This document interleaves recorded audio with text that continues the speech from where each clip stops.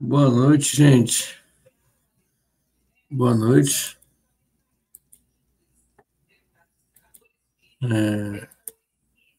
Hoje nós vamos falar sobre Atos 20. Deixa eu ver aqui se é 20 mesmo. Atos 20. E vamos comentar aí a Bíblia, né? Vamos socializar, enfim. Vamos lá.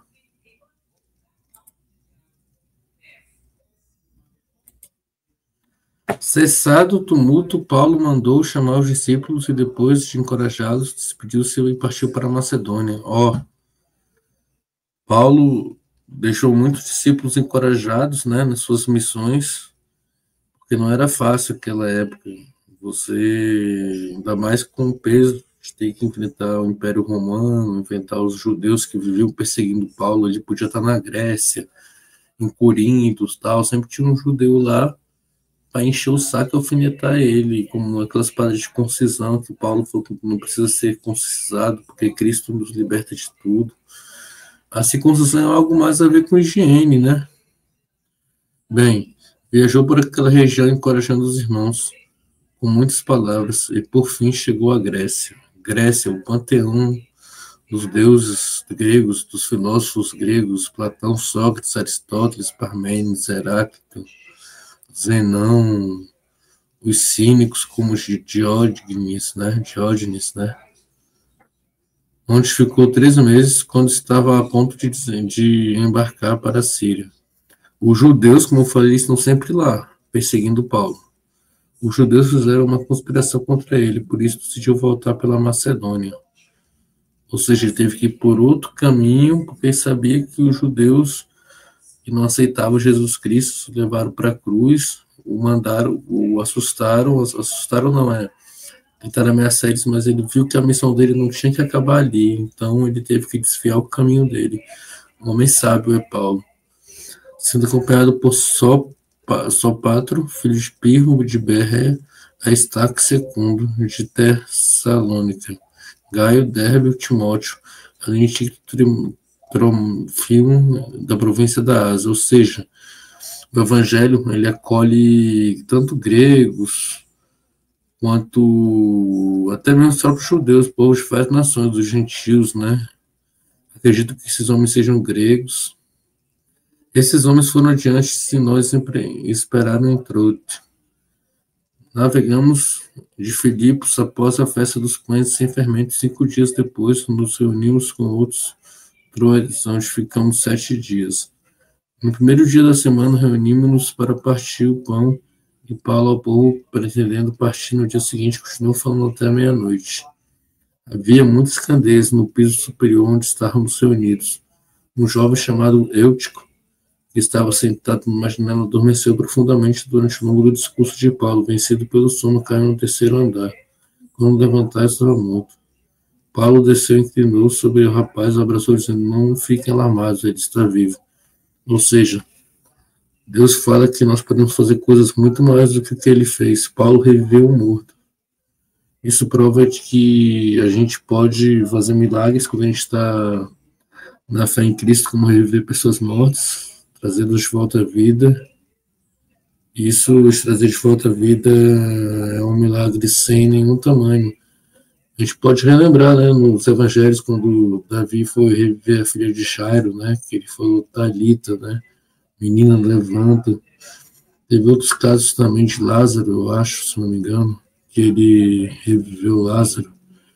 Enfim, grandes milagres podem ser feitos por aqueles que creem no Senhor Jesus. Então subiu novamente, partiu o pão e comeu, e depois continuou a falar até o amanhecer e foi embora.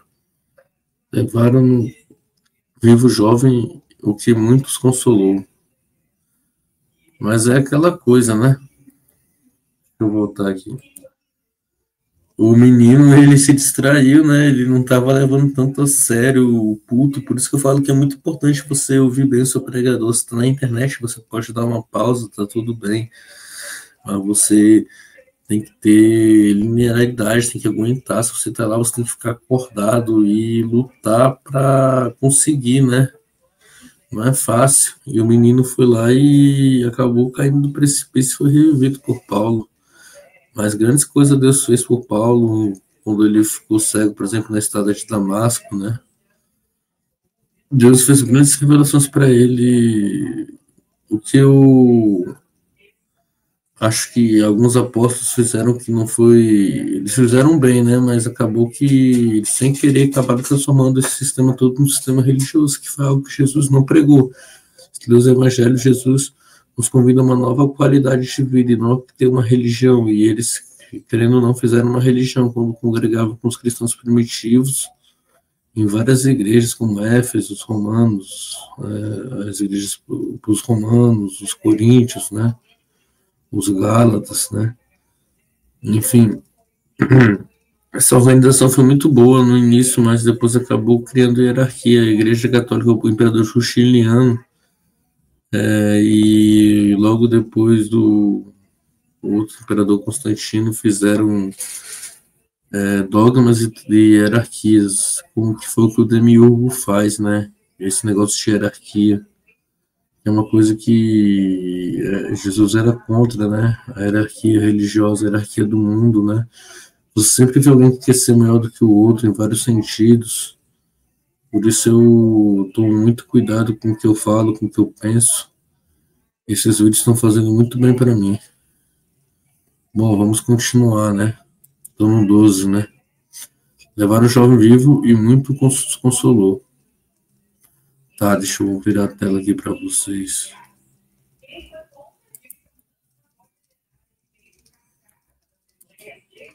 Consolou.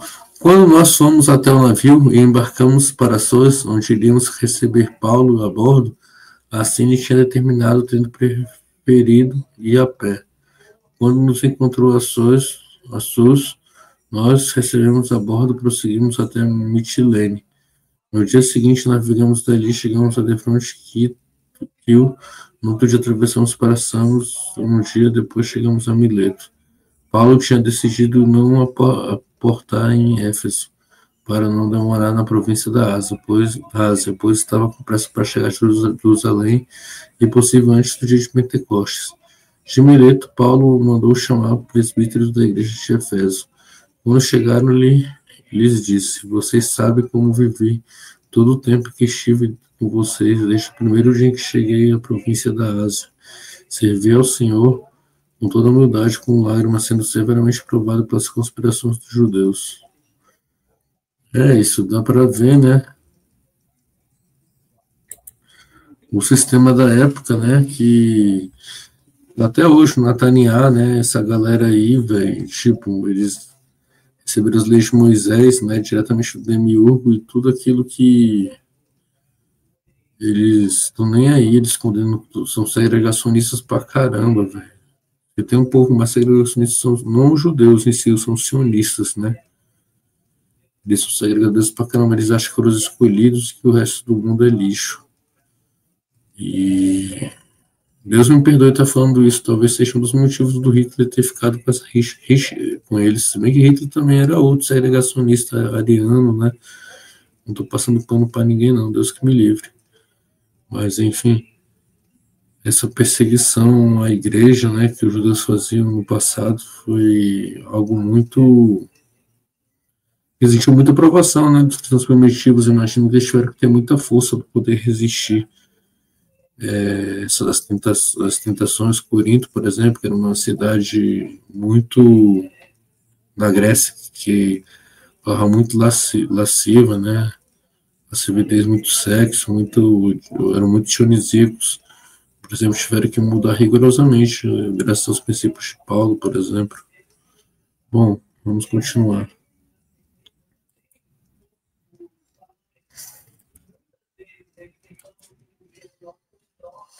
Serviu o Senhor com toda a humildade e lágrimas, sendo severamente provado pelas compreensões dos judeus. Vocês sabem que não deixei de pregar-lhes nada que lhes foi proveitoso, mas ensinei-lhes tudo publicamente, de casa em casa.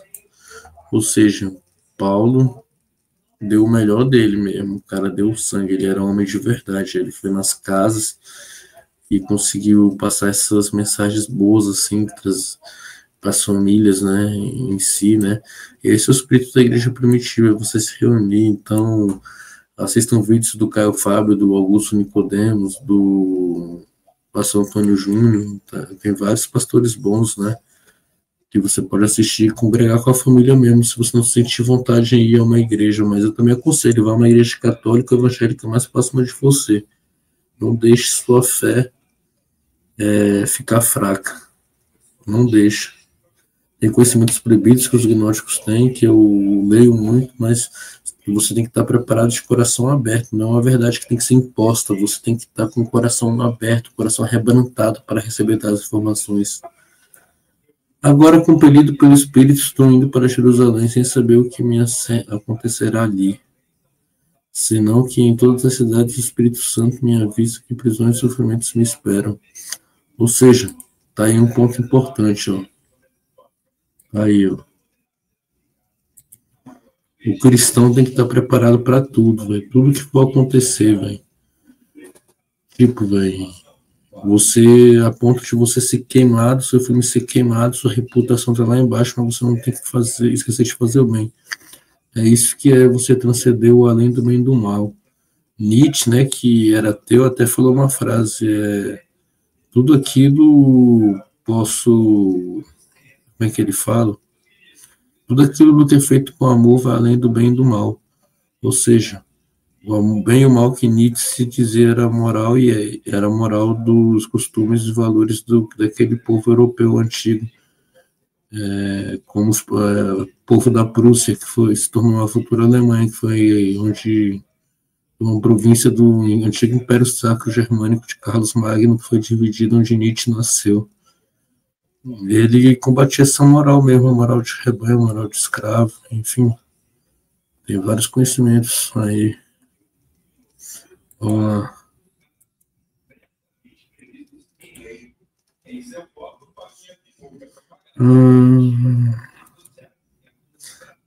Agora, compelido pelo Espírito, sabe que me acontecerá ali. Todavia, não me importo, nem considero a minha vida de valor algum para mim, mesmo se tão somente puder terminar a corrida e complementar o ministério, o Senhor Jesus me confiou de testemunhar o evangelho da graça. Ou seja, o cristão tem que estar disposto a sofrer mesmo, sofrer na carne por aquilo que ele acredita, que é Jesus Cristo. Agora sei que nenhum de vocês, entre os quais passei pregando o reino, verá novamente a minha face. Portanto, eu lhes declaro hoje que estou inocente do sangue de todos, pois não deixei de proclamar-lhes toda a vontade de Deus. Cuidem de vocês mesmos e de todo o rebanho sobre o qual o Espírito Santo os colocou com os bispos para pastorarem as igrejas de Deus que ele comprou com o espírito de sangue. Sei que depois da minha partida, lobos velozes penetrarão no meio de vocês e não pouparão o rebanho. Ou seja, aqui ele já dá um indício, né? Aqui ele já fala sobre os futuros falsos profetas, né? Que estão por aí, né? Lobos em pele de cordeiro, né? Trazendo as pessoas à destruição, a sacrificar. Lembra muito sobre a história de Zoroastro também, porque Zoroastro, né? Aquele profeta persa, ele combatia muitas castas religiosas da Pérsia que tinham que fazer sacrifício de bois, de vários animais, as famílias ficavam pobres, sem alimentos, e ele criticou isso, porque não tinha nenhum sentido moral e ético por trás da filosofia dos persas daquela época. Ele foi um visionário e tinha uma mente parecida com a mente crística, né? Ele conseguia ter essa crítica de que o reino dos céus, na concepção dele, né? A perspectiva dele era achada de outra maneira e não com aquela tortura absoluta de animais. Vamos continuar. Mesmo se levantarão homens, torcerão a uma verdade, a fim de trair os discípulos. Por isso, vigiem. Lembre-se que durante 3 anos jamais cessei de advertir a cada um de vocês disso, noite e dia com lágrimas. Ou seja, Paulo chorou e advertiu várias vezes o futuro do que ia acontecer. Agora eu entrego a Deus a palavra de sua graça para edificá-los e dar-lhes a herança entre todos que são santificados. Ó, isso aí é interessante, né? Esse edificar, que agora somos santos. Não cobiciar a prata, nem o ouro, nem as roupas de ninguém. Ou seja, isso entra no quesito de você não invejar, né? Você não ficar invejando que a mulher do próximo, o ouro, né? Jesus já falava, aquele que olha a mulher com olhos diferentes já adulterou, né? Jesus é mais rigoroso quanto a isso, né? Vou continuar aqui.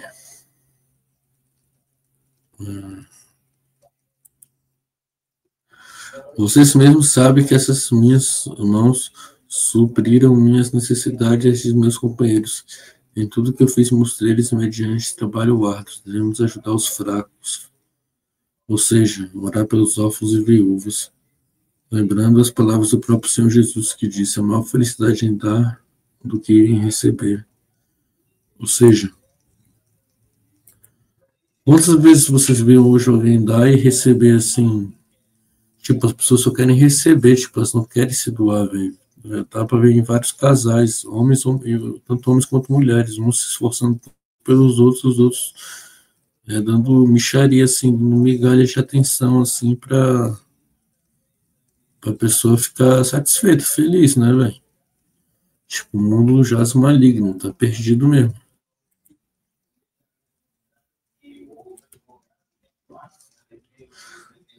Em tudo fizemos eles atos, devemos ajudar, tá? Tendo dito isso, ajoelhou-se com todos eles e orou. Todos choraram muito e abraçaram e o beijavam. O que mais entristeceu foi a declaração que nunca mais veriam a sua face, então acompanharam até o navio. Foi tipo uma despedida, né? Do apóstolo Paulo, né? Ele acreditou que ia morrer, não me lembro se ele morreu ou não. Do Atos, tem que reler, véio, já li várias vezes, mas. Ah, não, ele não morre, não, agora que eu lembrei. Mas muitos temiam isso acontecer, né? É isso aí, galera. Fiquem ligados no vídeo no canal e Jesus é o único que pode salvar, que pode lhe dar vida. Então, tamo junto.